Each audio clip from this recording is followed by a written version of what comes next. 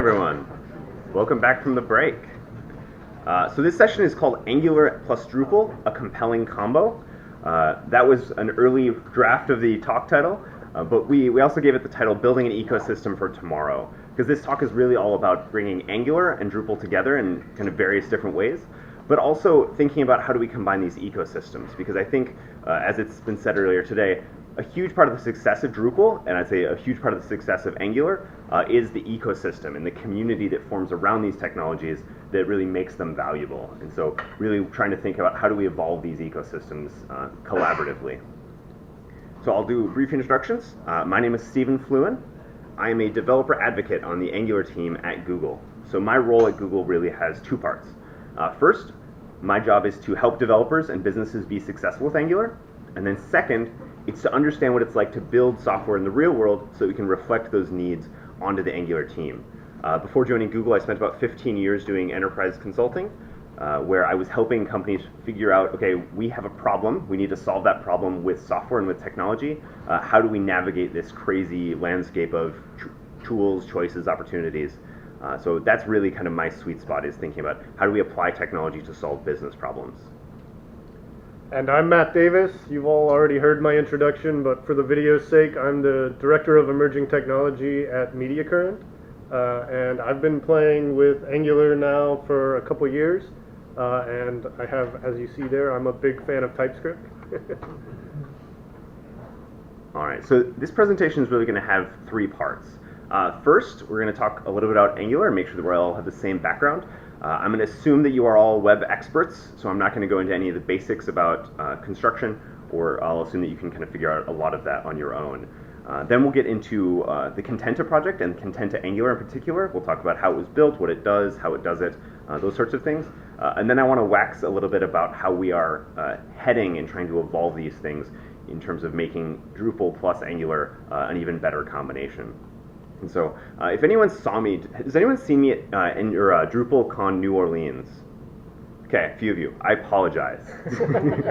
That was actually my first week on the team, so I know Angular much, much better now.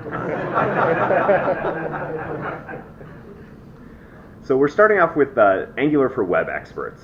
So for those of you who don't know, Angular is a platform that makes it easy to build applications with the web. And so as it was said earlier, this is kind of what everyone's trying to do, but we use kind of three of these terms very intentionally. So the first term is platform, because Angular is really trying to own the end-to-end developer experience of all the things that have to come up as you're building an application, as you're thinking about architecting an application, and as you're bringing that application to production out in the world.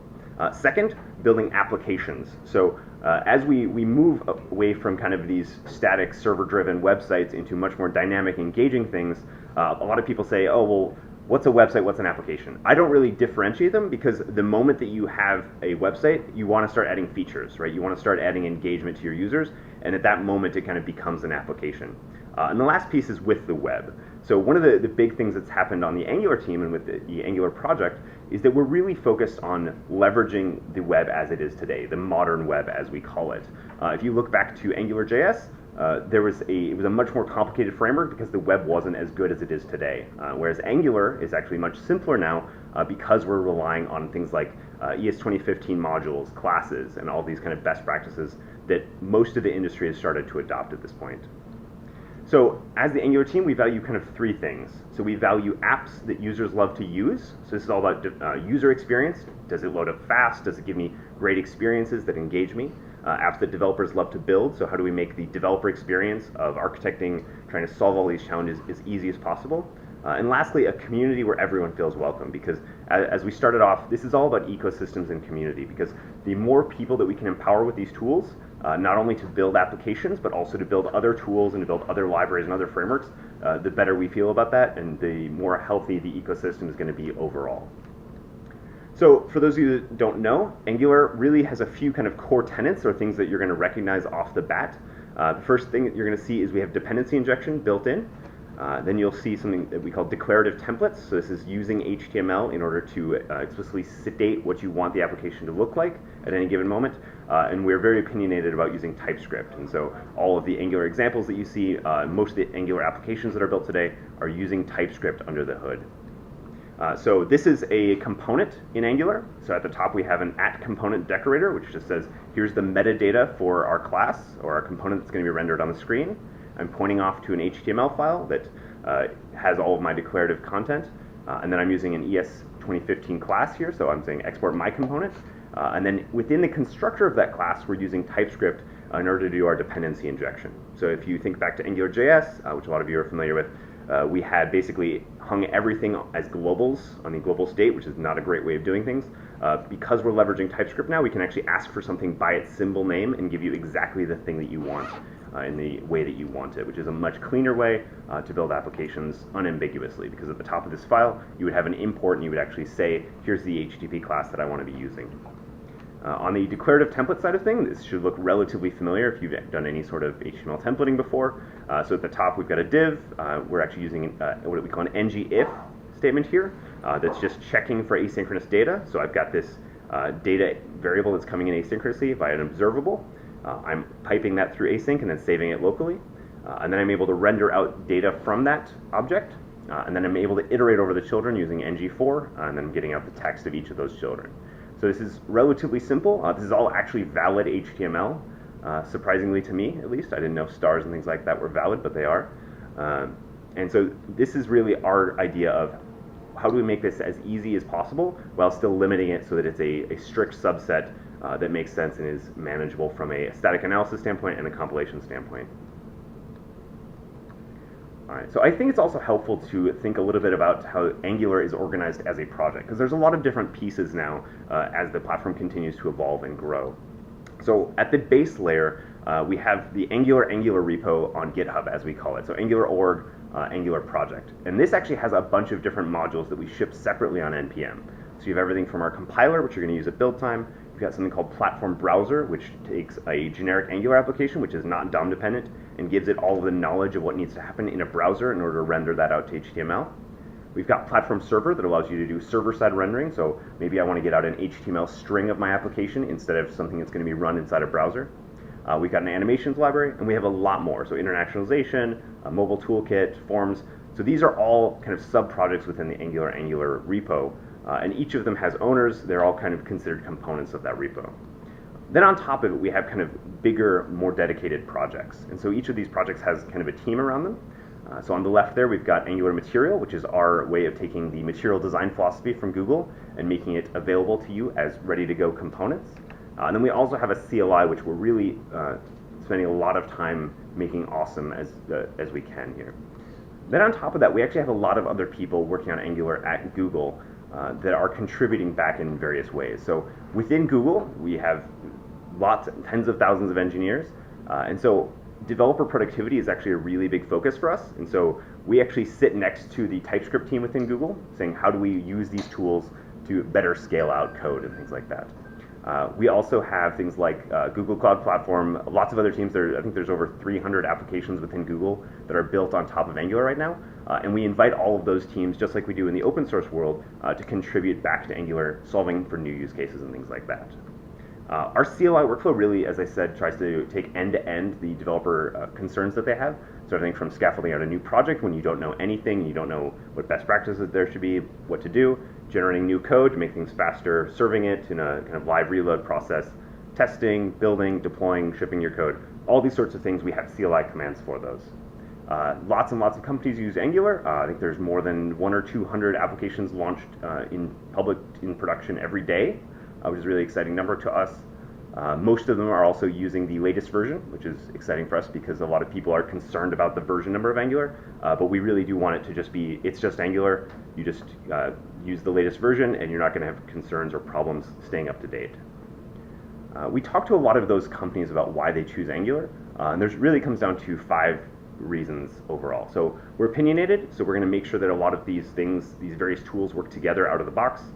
We're trustworthy, so we have a very committed, very public release schedule, so you know when the next major is going to be, you know when the next minor is going to be, and you know how quickly we're going to evolve the framework, and it's all done open source. It's familiar. A lot of people are coming from AngularJS, and we have all the same kind of philosophies and ideas in Angular, but we also have a lot of developers coming from PHP, Java, .NET, where you've got these more rigorous kind of back-end technologies that we're instantiating those same sorts of ideas now on the application side, client side. It's also familiar to a lot of Drupal developers because we have some of these same concepts like dependency injection.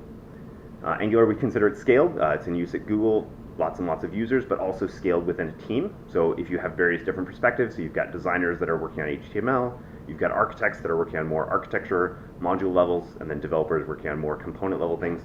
We've built Angular to think about all those different perspectives so that those people can collaborate together. And then lastly, we've got an ecosystem that we care a lot about and we spend a lot of time helping. So to kind of bridge the gap, we have a compiler, and in that compiler we're able to do a lot of different things. So we actually take all of your declarative HTML, and we, ahead of time, so at build time, when you're writing your code, we're going to turn all of that into JavaScript, VM optimized JavaScript. And because we have TypeScript, we can do static analysis, and we can try and do things a little bit better. So we can understand what's going on deeply within your application, and then make optimizations for whatever target you're going for.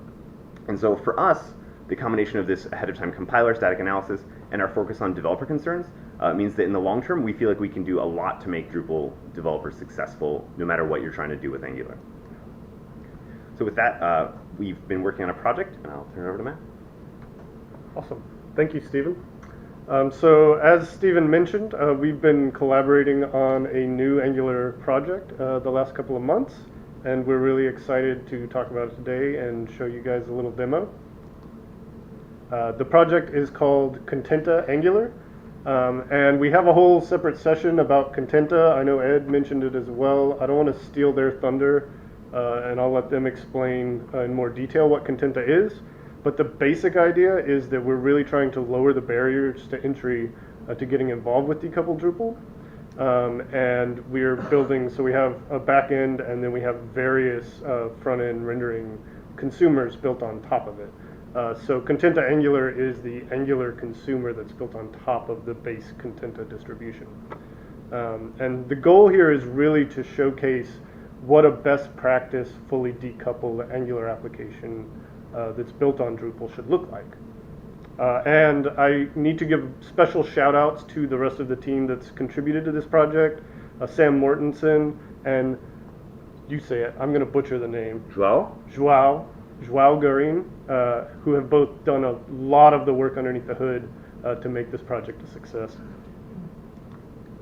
And I would encourage everybody with the phone, which is everybody probably, to pull it out and pull up the actual site and follow along, and you'll see why I want you to do this in a few minutes. What year did we stop asking, or what year did we need to stop asking? It's been a Bring while. out your phone. Yeah, it's been a while. We've got the URL here, Kangular. Kangular, yeah. Contenta Angular. And the GitHub repo is down there as well, because the entire project obviously has been open source since day one. So these are just, I'm going to go through some of the features that we have working underneath the hood of Contenta Angular before we do an actual live demo. So as Stephen mentioned, there's a really nice CLI baked into Angular. It's actually originally forked from the Ember CLI, and that was some of the original inspiration for it. And it's gone on its own some, but it's very powerful. And what we really think is important about it is that it serves that key piece of helping to lower barriers to entry. Because like Drupal, there's a lot to learn inside of Angular. It is a very big platform, and the CLI really lets you get in quickly and start playing around and producing things really, really quickly. So this is just an example of what it would look like to build a new project and then generate a component and serve it out. With just a few commands, you can have a running Angular application. And then another thing that we've done is we've actually abstracted out the entire services layer. So there are actually two projects, and Samuel Mortensen was the one that did a lot of this work. So there are actually two Contenta projects built on top of Contenta Angular service. The main Contenta Angular that I'll be talking about, but also a separate Ionic project. So this was kind of an experiment in how we can reuse some of the same tooling across different projects. And the hope in the long run is that all of our data models and our HTTP service will be abstracted enough that it could work not just for Contenta, but for any kind of decoupled Angular project that you might build. And so this is an example of what one of the data models looks like. So you'll see Contenta Angular, it's kind of a recipe site. And we have some custom decorators in here. I think Stephen alluded to decorators providing special metadata. But what you see here is that they're very simple to define these data models. And because Contenta is all built on JSON API, our services layer actually gives us a lot of the goodies of JSON API for free, things like relationships between different content types and things like that. And then, as I said, the HTTP layer is abstracted as well. So Angular has its own HTTP built in, and we've actually abstracted that out to work really well with JSON API as well. And state management, another important part of building out a large application is figuring out how do you handle all the different types of state that an application may have to deal with. So we heavily leverage NGRX4, and the easiest way to see this on the site, which I'll demo here in a few, is to play around with the filters. So what happens when you change a filter is it actually changes a route, which then kicks off an action, and then very much like the Redux functional pattern, we have functional reducers that then decide how to affect state. And one interesting thing about the way effects work with NGRX4, so we do optimistic state changes. So for example, if you're making a state change that has to affect a post back to an API call, we assume that that post is going to work and go ahead and update the state locally, and then a side effect is kicked off that actually performs that API call. If it were to fail, it can then kick off another reducer that reverts that change. So we can update state optimistically, but also have fail-safes in place in case things go awry. That way you don't end up with weird inconsistencies in your state of your application versus the actual backend. Another cool feature that we have baked in is server push. So the demo host that we're going to be showing you the site on is Firebase, which runs on HTTP 2 by default. And server push is a newish. How many people here are familiar with server push? I think there's been a lot of people talking about it, but I have never used a site that actually used server push before. What it allows you to do is, instead of when you send a request, then having to parse through your HTML and pick out resources and then load those resources, you can actually push with the initial request static resources that you know your user is going to need. So this is all about getting that first paint down and giving the end consumer stuff that we know in advance that they're going to need. And another thing that we're really excited about with the Contenta Angular project is how much of the progressive web app feature set we've actually baked in. So a progressive web app is the idea that instead of having to download an app from the App Store, we can actually make normal websites behave more like applications. And that means they should run on any size, on any speed of network. They should be installable as web applications, and they should also leverage service workers. So with a small manifest.json file, this is what actually provides some of the basic progressive web app functionality here. So we have icons, and we have a whole bunch of them. Actually, I've truncated this. But what that does is when you install this as a web app, it will provide the icon for your home screen. And then we give some theming information as well, so that when you load this on your phone, you'll actually get a special splash screen that is kind of the mobile side splash. And if those of you who have pulled the site up, if you load that again after not using it for a few minutes, you should get prompted to install it as a web app if you want to as well. And that's all generated by just having a small manifest file. Service workers. This is something that we're super excited about. How many people here have played with service workers before? A lot of you. Awesome. So this is what really gives a lot of the core functionality of the progressive web app, where we can do all kinds of cool things related to caching our assets as you navigate around the page, and then ultimately serve the entire site offline capable. Once you've browsed around a little bit, you can turn off the internet and continue to browse the site. And in Angular, there is a baked-in service worker integration as well. So for any basic Angular application, it's literally just a few commands to have basic service workers running on your application. So with just these 3 commands, you can test that out on an existing Angular application. So overall, how do we feel like the Contenta Angular project is going? Well, it's a relatively new project, so we have lots of work left to do. But these are our latest statistics from the Lighthouse Chrome extension that measures things like progressive web app and performance. And as you see, we're hitting a lot of marks. So we're really proud of the work we've done here and the team behind it. Obviously, performance here is a work in progress. When you see the reporting from Lighthouse, the big performance issue we have is actually image optimization, which we're using all of the images passed from Contenta itself. So I think that's kind of an open problem that Ed also talked to a little bit. And I think we're hoping to, in the sprints tomorrow, that'll be one of the problems we'll probably be talking about and trying to find a more generalized solution to. So with all of that, let me switch out here and show you the site. So this is the Contenta Angular site that many of you already have up on your phone probably.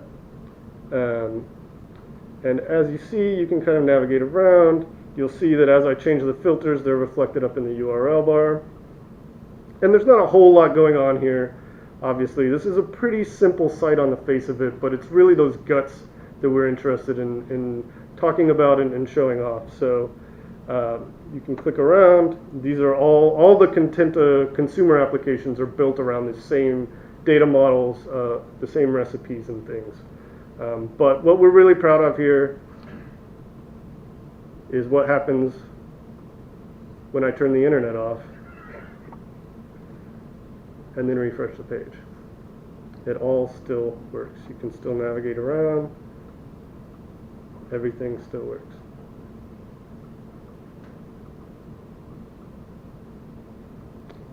And if you want to see in the network tab,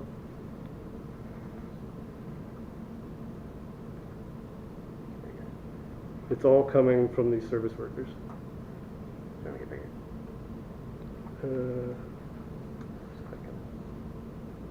Do what?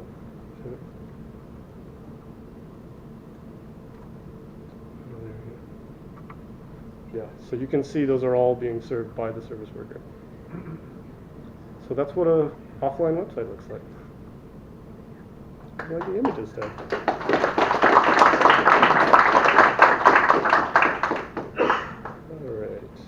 Oh, and one neat thing about the way that we do service workers, because we're making external API calls and also those images are actually coming from a remote server as well, there's a small bit of extra configuration we had to add to our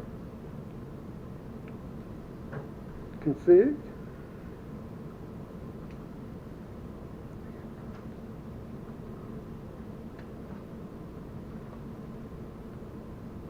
So by default, as I said, with those few commands I showed earlier, all your basic static assets and JavaScript and CSS will all be cached by the service worker. But you can also add some extra little things like this. So this is what allows those external assets to also be cacheable by the service worker. So even though we're pulling things from other places, we're still able to cache those and serve those out.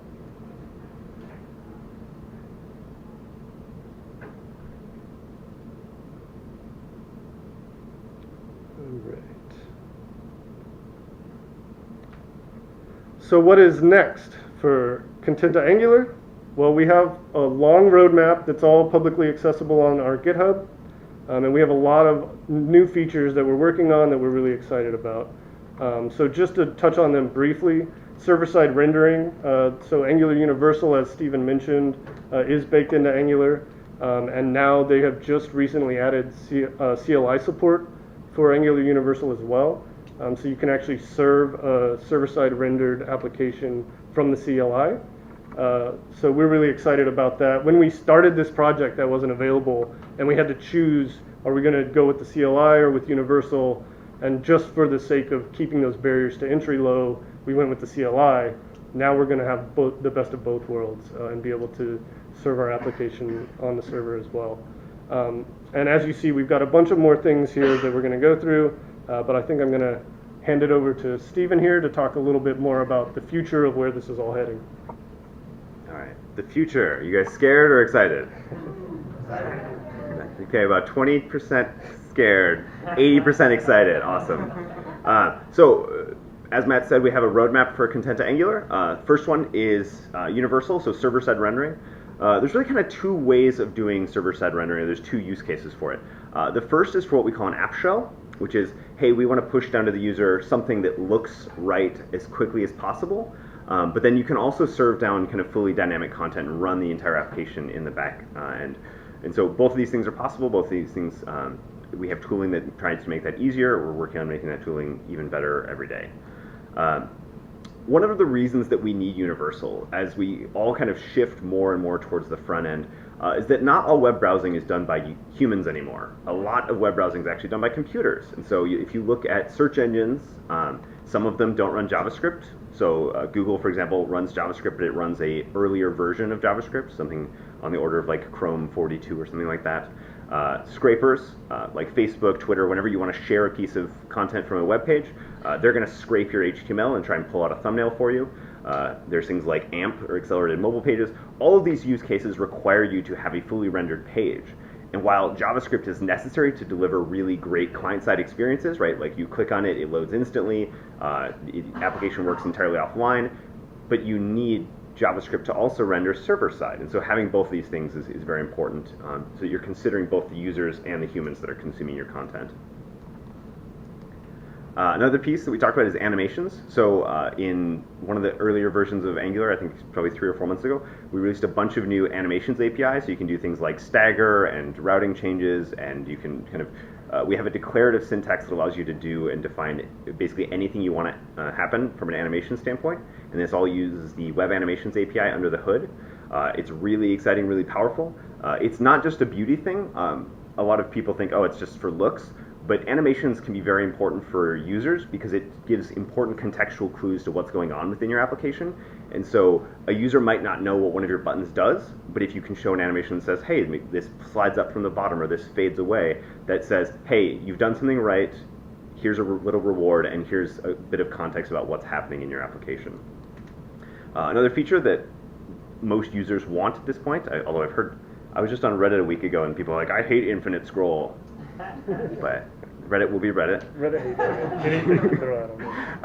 So we want to automatically fetch all the right data at the right time. My big fan of the philosophy that don't make your users decide what content they want, right? Just naturally give it to them when they try and access it. Another feature that we are talking about is schema generation. And so this is a really big one, and Ed already has it, so I'm going to fork you on GitHub. I found the bugs that you'll hit too. So nice. We'll work together. I love it. So we have a new tool that we've been working on that we released about a month ago or something like that called schematics. And what it is, it's a generic, I'll say scaffolding tool, but what it does, it runs arbitrary code in order to do transforms of JavaScript or TypeScript trees. So you give it nothing, and then we give you an Angular application. So that's like that ng new experience that you saw at the beginning for scaffolding in a new application. But you can also do things like, hey, create a new component. And not only does that create that component file, but it'll also update links and create links in other files to that application. And we're not using regular expressions, so we're much, much more confident that it's safe. But the cool thing about this is because we can do this with arbitrary code, we can actually make web-based calls in order to do the scaffolding. So you could say, generate me or update my schema for recipes, and then we can make a build time call to the recipes API, which then generates the local services and all those sorts of configuration files that gives you the type information and all of that. And so this is kind of a very powerful thing that's possible in coding today, just no one has done it. So we're going to be doing that soon. The next feature here is, as I said, we really want to be fetching the API shape and then using scaffolds to update those. Another piece is authentication and editing. So again, awesome demo. Very, very jealous. and very excited for what you're doing for the community here. We want to make authentication easy too, and we would love to offer a contextual editing experience that posts back to Drupal. We did have these slides before he gave the presentation. All right, and then lastly, I want to talk just a little bit more generally about the future of Drupal and Angular, because it's not just about kind of decoupled web. One of the things that we're working on is a use case that we call Angular Embedded. So this is all about embedding Angular into additional contexts or other applications, right? So you're used to, in kind of traditional Angular today, I have to build an entire application in Angular. I'm choosing Angular for my entire stack. And we want to make it possible to build either subsets of that component or that entire app, and then ship that and put that inside of another application. So the three main challenges that we're working on each of these to enable that.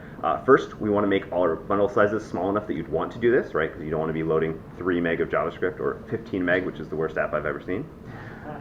Second, we want to eliminate any extra work to do bootstrapping. We talk to a lot of companies that are using Drupal and Angular today, and they end up kind of manually bootstrapping components when they want to based on the blocks that are being loaded onto the screen, and we want to kind of automate that for you.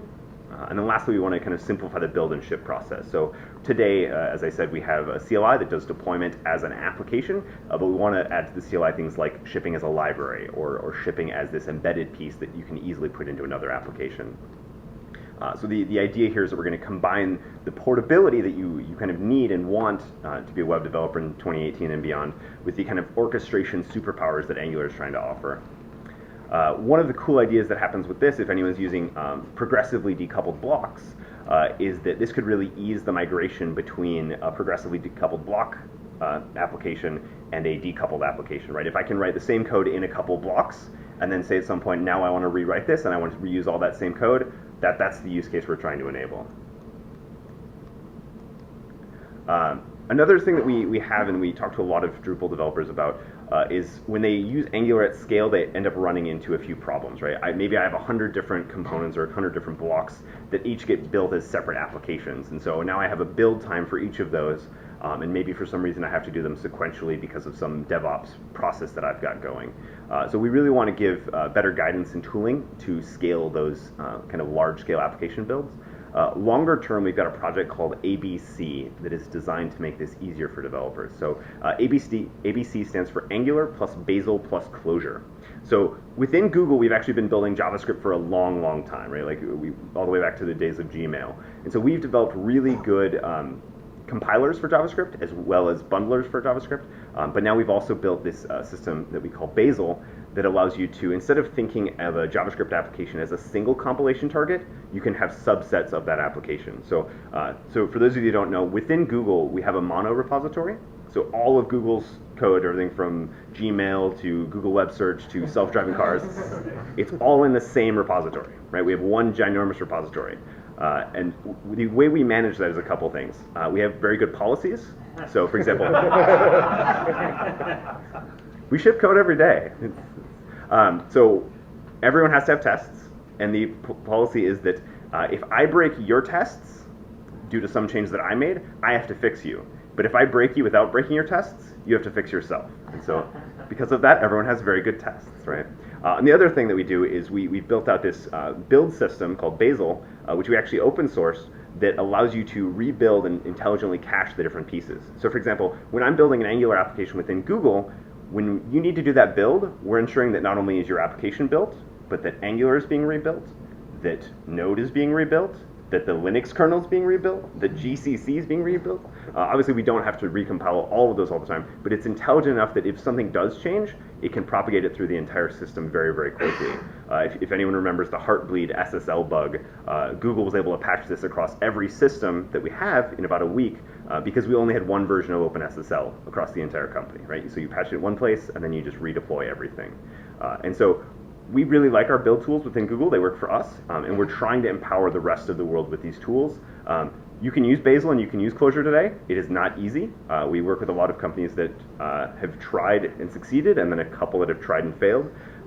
So the Angular team is kind of taking it on as our personal mission to make all these things much simpler for developers that are just trying to get back to work.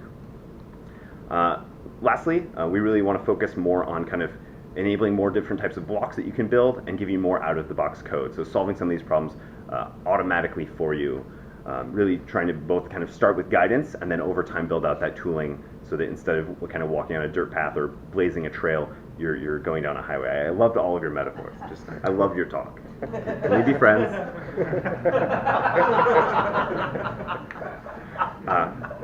Lastly, Angular is here to help. So whenever you run into a problem that Angular is not solving, let me know and we'll try and fix it. Thank you so much.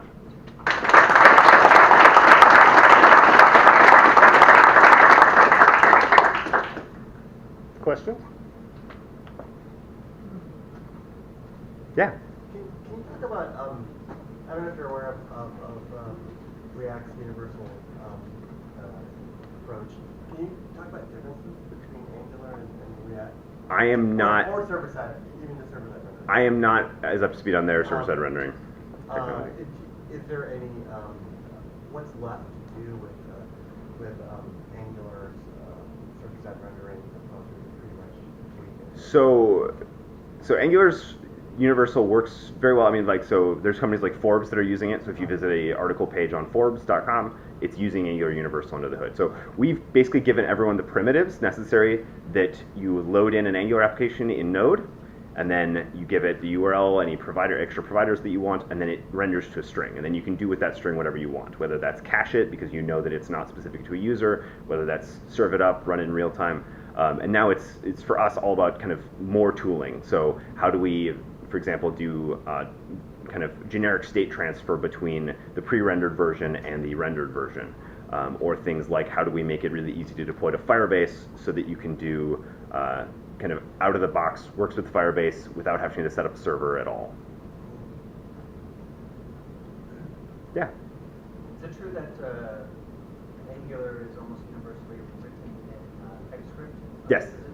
Are there normally any exceptions? Do you normally run into plain old JavaScript? So you can do, I mean, because we transpiled down to ES5 to ship in the browser, you can do anything you want in JavaScript land, but you'd recommend types? Yeah, no, everyone writes Angular in TypeScript at this point. But TypeScript is not a scary thing. For those of you that aren't familiar with TypeScript, TypeScript is just the latest version of JavaScript, so ES 2017 now at this point, I think, plus types. And so if you don't like TypeScript, if you just hate it for some reason, just write ES5 or ES 2015 or what ES 2016, whatever you want to write, and then you're going to need to use TypeScript in two places. Decorators, so that little crazy @ syntax for the metadata, and dependency injection. But outside of that, you don't ever have to use types if you don't want to. They're optional, because all valid JavaScript is also valid TypeScript if you have no logical errors. Well, you'd recommend to stick with TypeScript with too? Yeah, no, yeah. Every team I've talked to, even the ones, the most hesitant ones about using TypeScript, after a week, they've said, oh yeah, I'm glad I did that. Even if you're not going to write Angular, I recommend TypeScript. Can you address also the licensing issue that React is facing? That's not going to affect Angular, is it? Angular is licensed in MIT license. Okay. Oh, sure. I was not repeating the questions. I apologize. You're in charge of repeating the questions. There are no more questions.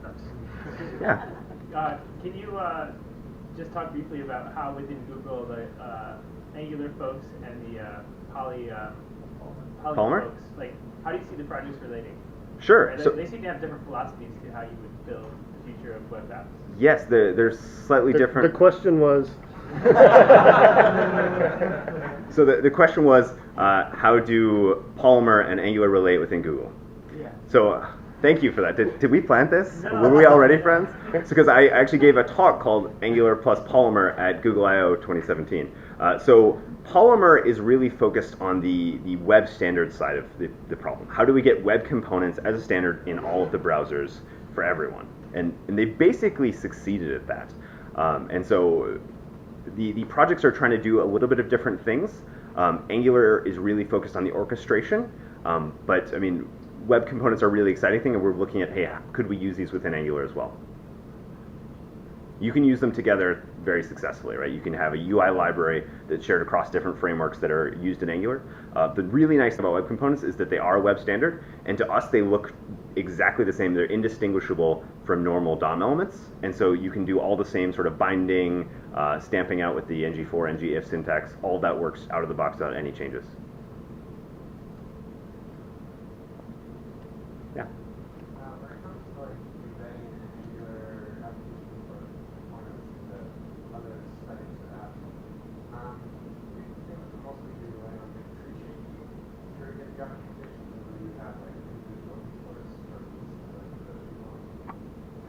the question was, how do you get smaller bundles in Angular? Is it tree shaking or is it individual imports? When embedding Angular. I mean, I would ask a little bit back to the community. I mean, what have you done? But from my perspective, we're focused on all of the above, right? Tree shaking. So, for example, in the ARS or the betas that we're working on for the next version of Angular right now, we're doing a lot of work to help, for example, Webpack tree shake better. So we're marking things as pure so they can be thrown away if you're not using it, things like that. So that's going to take the bundle size. So every release of Angular, basically, our bundle size gets smaller, which is a good direction to head. But then also, how do we pull in the smallest amount of Angular that we can, and then maybe lazy load the rest if you don't need it. So we're focusing on basically every strategy we can think of to make everything smaller and faster and better for users.